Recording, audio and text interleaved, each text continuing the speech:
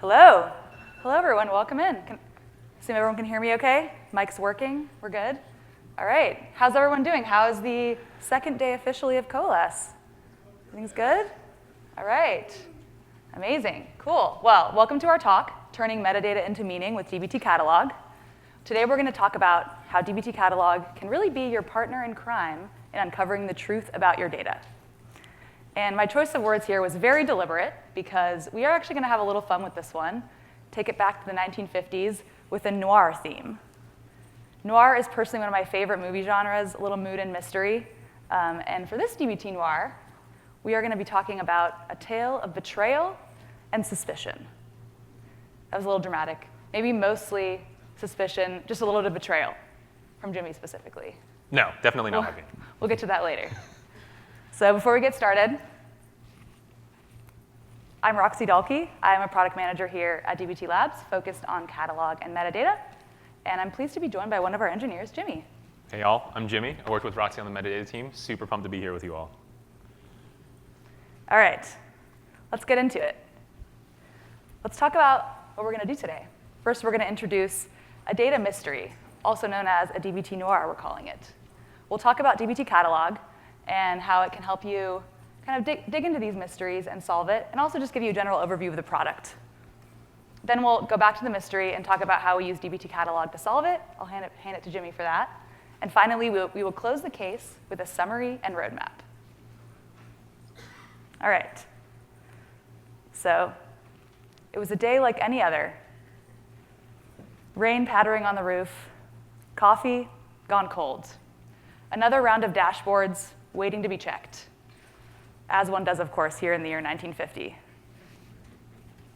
But wait, something's wrong. Our catalog usage numbers have fallen off a cliff. It looks like a man dancing, but it's actually supposed to be a talk outline. If I was a detective in the 1950s, I might hold a magnifying glass up and say, what do we have here? What could be happening here? I want to quickly make an aside that any relation to real products and events in this talk are purely coincidental. But if we were to hypothetically break our own metrics, hypothetically, of course, how would we use catalog to get to the bottom of what happened? Like I said, it's a good thing we use dbt for all of our analytics, and we can actually use catalog to tell us where the data came from, where it went, and who touched it last. First of all, before we go further, how many of you have used dbt Catalog today? All right, a few of you. How many have used it when it was called dbt Explorer? All right. Nice. Very nice. And how many of you haven't used it at all and are looking to learn more? Also nice. Great. OK, before we get going, though, Something's missing. something's missing. In the spirit of wearing costumes, as you might have seen other PMs and talks, breakout talks do, I think we need a little bit of a glow up. And I think this slide does too. So let's get going here. I also have a pipe, but I realize this would probably mostly get in the way. Maybe I'll try to incorporate it in later. It's also falling here. All right, so that's much better. Back to this. So Catalog is really a metadata hub for builders and consumers alike. So your developers can use it to build, troubleshoot, investigate, and really improve the pipelines for the downstream consumers. The consumers can use Catalog to discover, really gather context and build trust, and use that to answer a question or take on their next analysis. Purely put, without Catalog, your wall is full of strings with conspiracy, no rhyme or reason. With Catalog, you'll be solving the case faster than you can say, here's looking at your data, kid. So broadly, what can Catalog help you do? Like I said, it can help you discover, build context, and of course, take action. So we're actually going to go through these themes and show you demos of Catalog features that actually help with each one of these pillars. Let's start with discover, one of the most important. Let's talk about how you can discover across all your accounts. Now, Catalog is actually at the global level rather than siloed within a particular dbt project. This means that you can actually see all of your assets across your project and use our global search functionality. Catalog can help you discover, build context, and take action. So while we can't see a video here, which is unfortunate, you're going to have to bear with me, but here we have our global view. Some of you mentioned that you've already been using it. That's awesome. This lets you see everything across projects. If you have multiple projects, previously you couldn't discover, and you had to know where something lived to find an asset. Now you can use our global search here at the top to return all the assets that match what you're particularly looking for. And while we don't have it in the video here, there is a search, a really great search filtering experience. You can get really precise on what you're looking for. We really want to make discovery so seamless because we don't want to make it so you have to know what to look for to actually find, or know where something lives to find it. Now, we didn't just broaden discovery. We also widened it. So this is, again, a video that will not play, so I will have to explain this, and you will have to use your best imaginations. At the top here, and actually in the browser, the file browser on the left here, you'll see that while catalog used to be the place to just discover what's in your DBT estate, you can now actually connect your general purpose assets and discover, starting with Snowflake, and discover those assets. We know that not every question that can be answered, oh, it is playing. Oh. Oh my gosh. It's a miracle. It's a miracle, yay! Thank you guys. Thank you. Technical difficulties, woo. So you can now actually discover things directly coming from Snowflake. And I think the ultimate goal is not just to help you find what's in your estate, but ideally to help you bring those things and standardize them into DBT. As you can see, you can discover some metadata about them, like columns. We're working on enriching, so we have more information from the warehouse here, which is really exciting. And we want to build more of this metadata and extend our footprint. Okay, if these videos work, I'm going to be very excited. So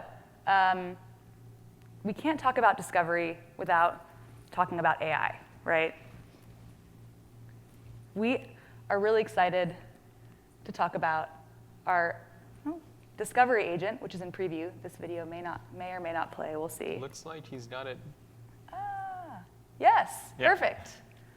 So this is a preview of our discovery agent. Users can go in. They might not know where to look, but they can ask the question of the agent, and we will use our powerful APIs, which power catalog, and provide input on what models that you might use to actually answer the questions.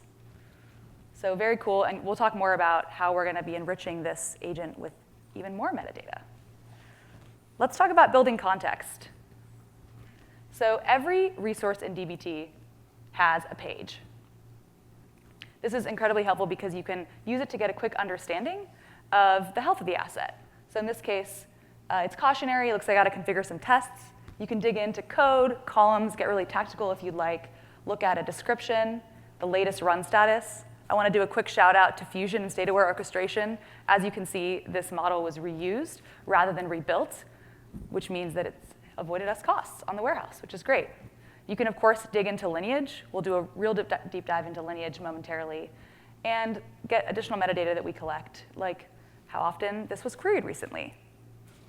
And maybe things tactical. If you use DBT Mesh, you might be familiar with contracts. All the metadata you can imagine, whether you are a developer or whether you're an analyst trying to build context for something. So let's follow the clues a little further and talk about how else you can build context with catalog.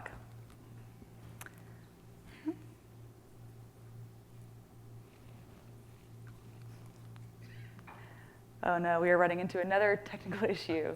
Give it a sec. Yeah, this should be a GIF that shows up on the page.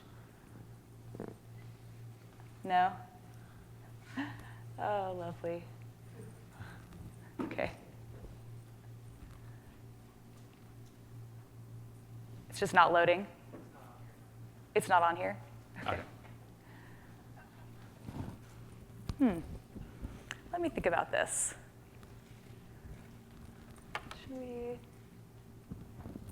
There's no access request, right? Because this didn't come from Drive. I actually embedded this directly in the PowerPoint. Okay. Give us a moment. Okay. You want to shop this one a little bit? Sorry? Do you want us to workshop this one a little bit, or do you want us to leave this for the investigation later? Oh, I guess we have your video. Yeah. OK. Well, ideally, this shows you going into the columns tab on the general resource page. And you can actually look at not just table level lineage, but also column level lineage. So you can see how your columns, or whether they were passed through or just transformed. This is really helpful in an investigation when you're trying to understand where a column went and also where it came from. Is this the same thing? Yeah, it's probably going to OK. be the same thing. All right. Well, actually, how many of you have used our lineage lenses before or know what they are? OK. OK, that's pretty good. Yeah. So these lenses essentially let you categorize your DAG by more than just, this is a table, this is the model, this is the source. It actually tells you can zoom in onto particular attributes, like the latest status. What would be showing up here is a DAG that shows a couple nodes and how some of the models are actually reused rather than rebuilt. This is, again, a shout out to Fusion and state-aware orchestration. But in general, just giving you an overview of a bird's eye view of particular statuses that you can dig into. We also have a query history view as well, which I will regrettably not be showing you here because these GIFs are not working. Yeah, no. All those are covered later, though. Those are covered later. Thankfully. Yeah. I'm going to skip through this one. This would be the query history one. You can actually look at a heat map of how often your metrics are queried, metrics and models are queried, and kind of zoom in to where the hotspots are. How many of you know about exposures? OK. How many have used the automatic version of our exposures or downstream exposures? OK, not too many. Yeah, OK. So this actually is, once again, ideally, there's something showing on this screen. But essentially, we actually connect to Tableau automatically, and we'll scrape all the dashboards that depend on your DBT models, and we'll show those in lineage. And we'll also let you embed a health tile directly into Tableau with that. I don't think we have that in our video. No. I'll skip through this one. OK. Well.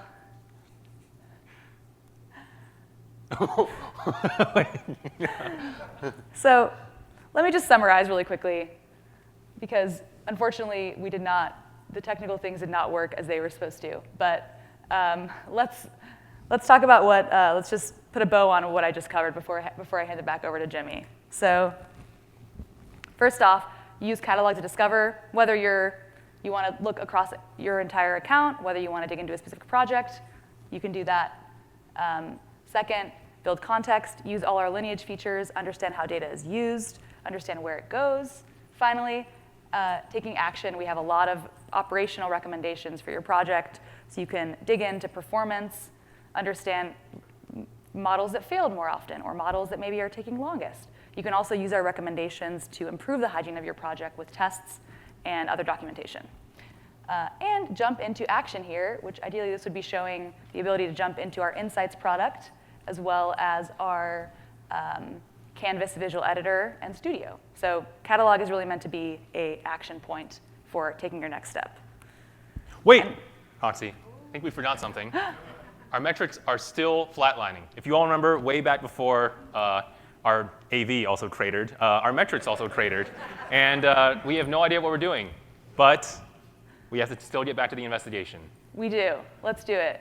Oh. Prayers are that this also works. Yes. We'll see. Looks like he's got it going, and then, OK. All right, so we're trying to investigate something. Our metrics have cratered. Where do we start? Some of you, actually plenty of you, said you were more familiar with dbt Explorer. And those of you who are probably gravitate more towards what we call our resource filter views, which you can see on the left side. So these are great. You can click on them. In this case, we're clicking on the exposure. And we immediately see the exposure that corresponds to the dashboard that tanked. Awesome. Nothing wrong with this. But you don't always have the luxury of knowing exactly what you're looking for. Sometimes all you got is a name on the wind. You don't know what kind of resource it is. You don't know what project it's in. But you do know it's in need of help. So what do you do then? That is a great job for Roxy's introduced new pal, Global Search. You can start from even just your account homepage and immediately find what you're looking for. So in this case, we just typed in a portion of the name. And immediately, we got some results. Now, it's not an all or nothing shot in the dark. we have a great set of filters that, if you do know what you want, you can easily use to make it as general or specific as possible. In this case, we do know what project we're in, Coalesce 2025, and we also know what we're looking for. It's a dashboard, so we can filter down our resources in the search to just exposures, and we'll ignore those other suspects for now. And additionally, we don't do it here, but if you want to, you can also change the attribute you're even searching on. So you can search on name, which is the most common, but also description, even the content of the code, or column names, amongst others. Wow, that's a cool looking icon right there. Must be one of those new auto exposures that Roxi was talking about. You know, back in the day, you had to keep track of exposures with just pencil and paper manually in your DBT project. Now, you just grease a few palms, get that Tableau connection going, and those suckers will show up faster than your shadow. Unfortunately, we are in the Sin City, and you never know who might be after your dashboards. So what can we find out here? Well, if we scroll down on this page to the lineage section, we see the minified lineage view. Now, this is helpful, but it only shows you the immediate upstream of the exposure. Using our handy-dandy selector, which acts as a magnifying glass, we can adjust what portion of the lineage we see, and this shows us the full stream of upstream lineage for the exposure. We have a source, a few models, and these all feed into our dashboard.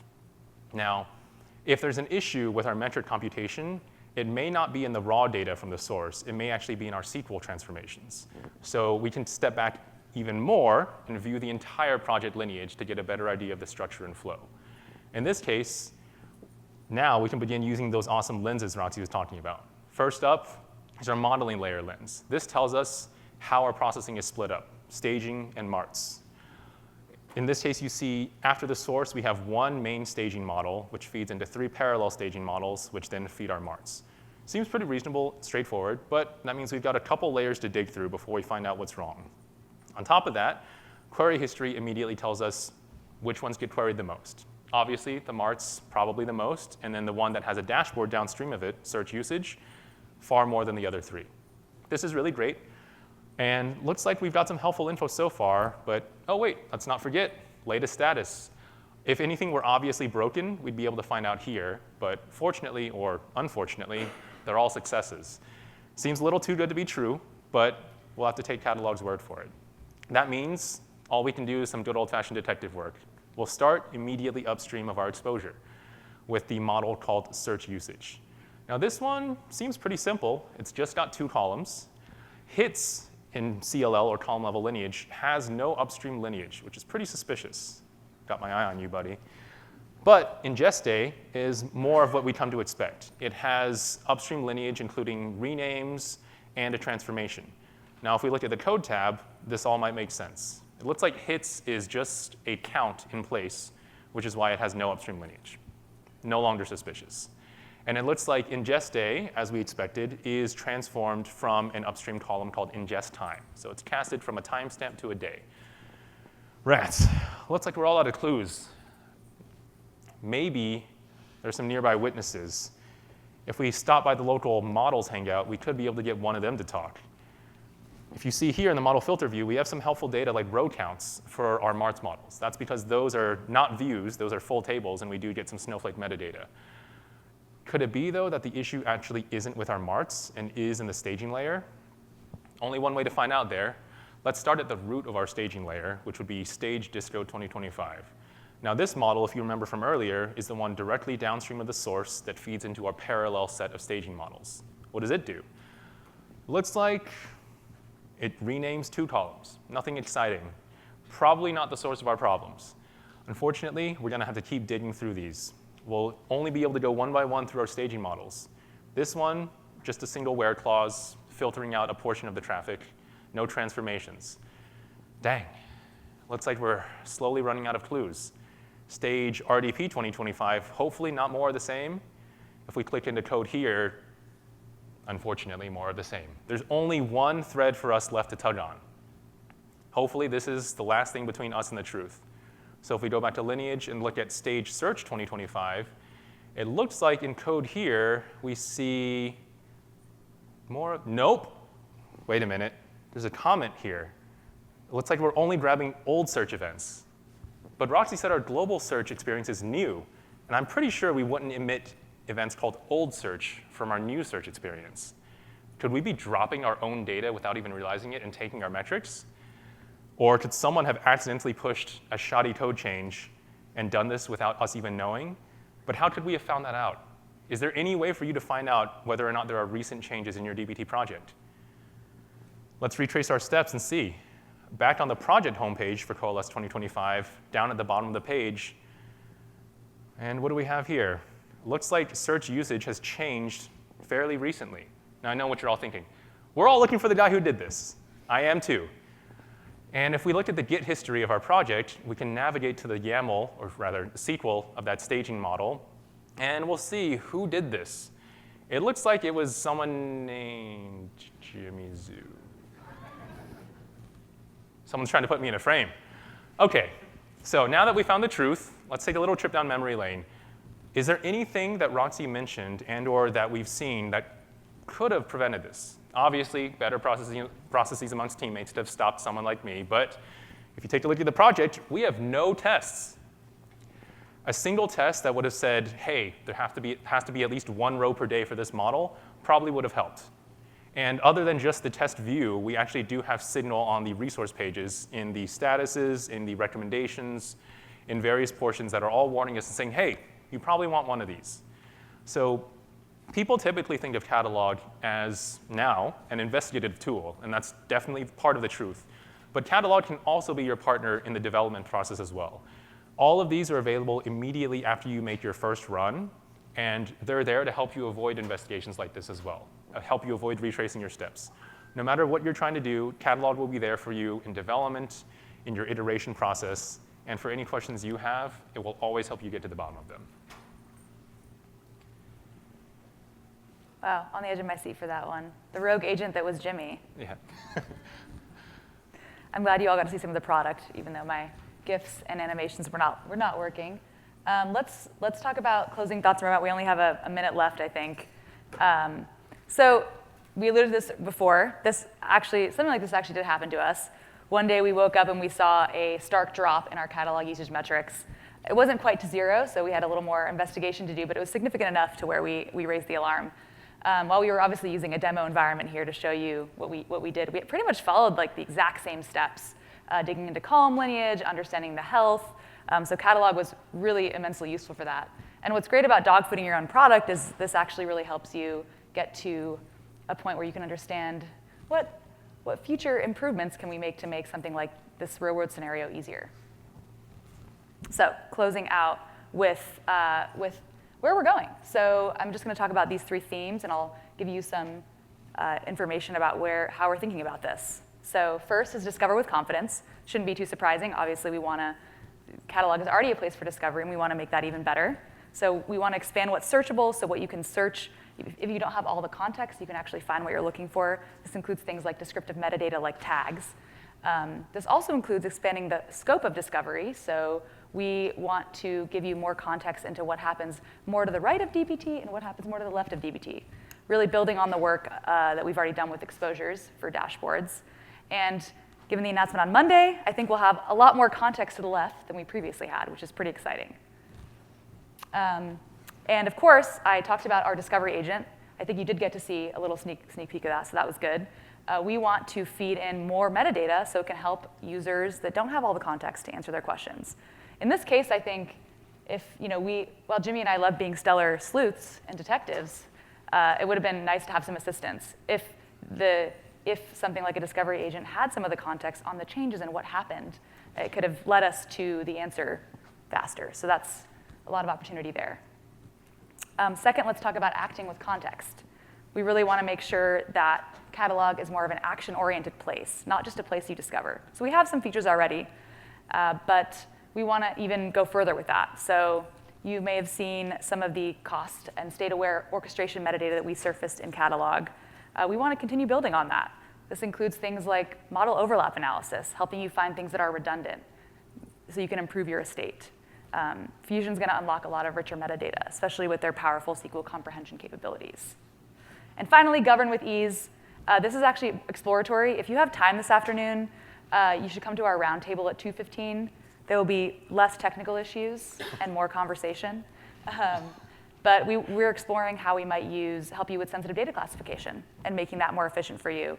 We'd love to learn your pain points and challenges. For now, the coffee is still cold. The rain is still pattering on the roof. But at least your data makes a little more sense with dbt catalog. And yeah, this is our runtime information. Thank you all. Very sorry. Thank you so much. Thank you for bearing with us. Technical difficulties, they happen sometimes. And unfortunately, they happen to you. Yeah. Thanks, everybody.